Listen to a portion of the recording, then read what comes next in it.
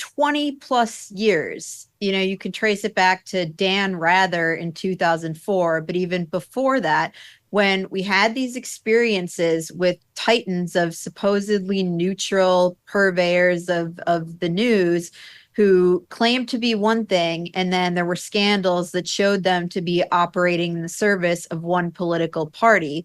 And so your statement that, hey, disclosing your biases up front actually builds trust with an audience, rather than undermining it or undermining one's credibility, was, I think, really important. And what I think that the Times often misses is that our problem with them is that you claim to be down the middle and we know you're something else. And that is what has broken trust with audiences and readers.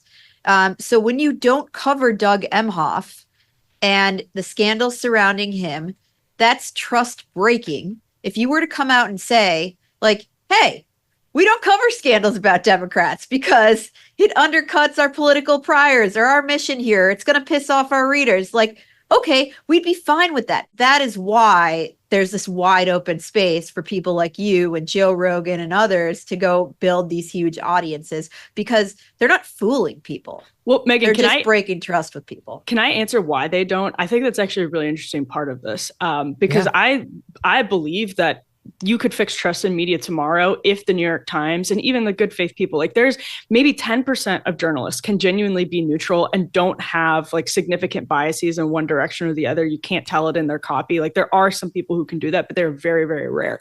But the New York Times and the Washington Post just came out tomorrow and said, our reporting, not our editorial side, our reporting leans left. The vast majority of our reporters are liberal. We think, maybe they put one of those signs, in this house, we believe X, Y, and Z, outside of the Washington Post and New York Times. Like, they would fix trust with their audience, like right off the bat, because they do some genuinely decent reporting. Just tell us what you think. But the reason they can't do that is that they are all in these cultural bubbles where they don't understand that their biases are biases. Like they think this is just a matter of, human rights or decency or civility, but they don't understand that actually those are significant biases in one direction or the other. So they're in such a bubble that they're not even able to determine anymore what's a bias and what's like actually just like things that are still controversial and contentious outside of their little bubbles, and what's actually just something that's a point of consensus that we all agree on.